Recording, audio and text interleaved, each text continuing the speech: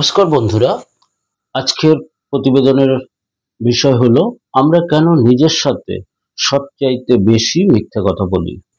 আমরা ছোটবেলা থেকেই শুনে আসছি, সত্য বলো, সততা রক্ষা করো।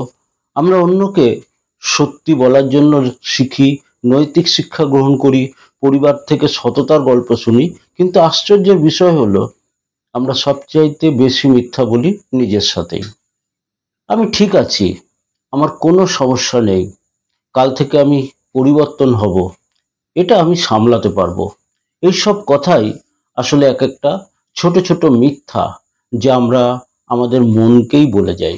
এবং সময়ের সাথে সাথে এই মিথ্যাগুলো এত বড় হয়ে যায় যে একদিন আমরা নিজের সত্যি চেহারাটাই চিনতে ভুলে যাই। কিন্তু কেন আমরা এটা করি? প্রথমেই আসি মূল প্রশ্নে, আমরা কেন নিজের সাথে মিথ্যা বলি?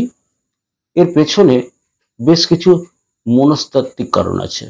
প্রথমত হচ্ছে সেলফ ডিফেন্স মেকানিজম, মানে নিজেকে রক্ষা করার প্রবৃত্তি। আমাদের মন অনেক সময় এমন সত্যি মেনে নিতে চায় না যে ভয়ঙ্কর বা কষ্টকর, যেমন আমার সম্পর্কটা আসলে ভেঙে যাচ্ছে, অথবা আমি আমার কাজে ঠিকমতো মনোযোগ দিচ্ছি না। এই কঠিন সত্যগুলো মেনে নিলে ব্যথা পাবো, দুঃখ পাবো। তাই মস্তিষ্ক সহজ রাস্তা নেয়, নিজেকেই মিথ্যা বলে, সত্যিটাকে মানতে চায় না। দ্বিতীয়ত কমফোর্ট জোনের আসক্তি। আমরা সবাই নিরাপদ জায়গায় থাকতে চাই। পরিবর্তন মানে ঝুঁকি, মানে পরিশ্রম, সাহস। যখন বুঝি বদলাতে হবে তখনই আমরা নিজেকে বলি এখনো সময় আছে। এইভাবেই মিথ্যা বলে আমরা আসলে আমাদের কমফোর্ট জোনকে আঁকড়ে ধরে থাকি। তৃতীয়ত সামাজিক মুখোশ, সোশ্যাল ইমেজ।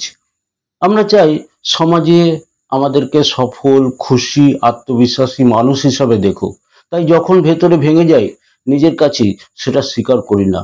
আমরা নিজেকে বলি সব ঠিক আছে। কারণ যদি নিজের কাছেই স্বীকার করি যে আমি আসলে ভেঙে পড়েছি, তবে বাইরের মুখোশও খুলে যাবে। চতুর্থত হলো ভয়, ফিয়ার অফ ফেলিয়ার। সত্যি মানে হলো স্বীকার করা যে আমি পিছিয়ে আছি, আমি দুর্বল, আমি ভুল করেছি। কিন্তু ব্যর্থতার মুখোমুখি হতে আমাদের ভয় করে। তাই আমরা ভেবে নিই না, আমি ঠিক আছি।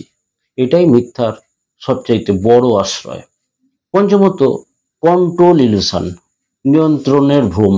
আমরা মনে করি সবকিছু আমাদের নিয়ন্ত্রণে, কিন্তু আসলে অনেক কিছুই আমাদের নিয়ন্ত্রণের বাইরে। তবু আমরা নিজেকে বলি সব আমি সামলে নেব। এটা এক ধরনের মানসিক সান্ত্বনা, যদিও সত্যি নয়। আসুন দেখি নিজের সাথে মিথ্যা বলার উদাহরণ কেমন হতে পারে। একজন ছাত্র প্রতিদিন ভাবে আগামীকাল থেকে পড়াশোনা শুরু করব, কিন্তু আসলে সেই আগামীকাল তার আর আসে না। কেউ হয়তো বিষণ্ণতায় ভুগছে, কিন্তু নিজেকে বলছে আমি তো দুঃখী নই, শুধু একটু ক্লান্ত। এই অস্বীকার করার প্রবণতা আসলে তাকে গভীর থেকে গভীরতর অন্ধকারে ঠেলে দেয়। একজন কর্মজীবী মানুষ ভাবে আমি যে চাকরিটা করছি সেটা আপনার স্বপ্নের চাকরি নয়, কিন্তু আমি তো বর্তমানে ঠিকই তো আছি। ভেতরে ভেতরে ভেতরে সে জানে যে সে অসন্তুষ্ট, কিন্তু সত্যি মানতে চাইলে বড় পরিবর্তনের মুখোমুখি তাকে হতে হবে। তাই মিথ্যাই তার সহজ পথ। এর প্রভাব কি? নিজের সাথে মিথ্যা বলার ফলে কি হয়? মানসিক চাপ। আমরা আসল সমস্যাটা না মেনে কেবল বাইরে হাসিটাকে ধরে রাখি। এতে কিন্তু ভেতরে চাপ বাড়তেই থাকে। আত্মবিশ্বাসের ক্ষয়। সত্যিটা যত লুকাই, ভেতরে ভেতরে নিজের উপর বিশ্বাস হারাতে থাকি। সম্পর্কও নষ্ট হয়। আমরা যখন নিজের সত্যি স্বীকার করি না, তখন অন্যদের সাথেও খোলামেলা হতে পারি না। ফলে সম্পর্ক কিন্তু অনেকটাই নষ্ট হয়ে যায়। স্বপ্ন থেকে বিচ্যুতি।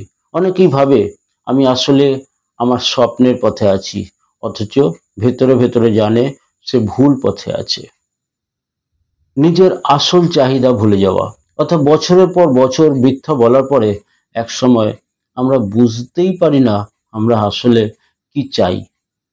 তাহলে কিভাবে আমরা নিজের সাথে সত্যি হব বা সৎ হব?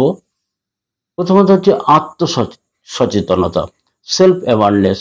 প্রতিদিন নিজেকে জিজ্ঞাসা করুন, আমি আসলে কেমন অনুভব করছি।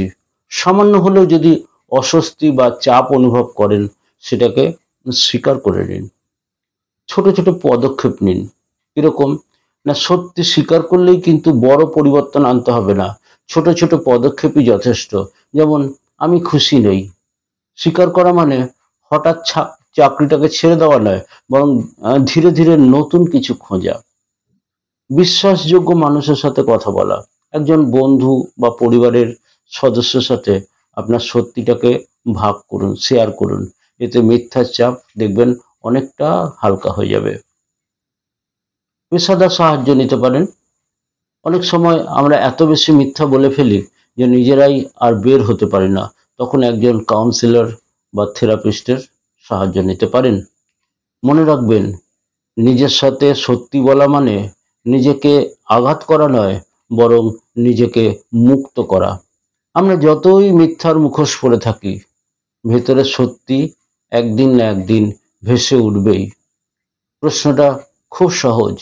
আপনি কি আজ নিজের সত্যিটা স্বীকার করবেন, নাকি সারা জীবন নিজের কাছে মিথ্যা বলে বেঁচে থাকবেন?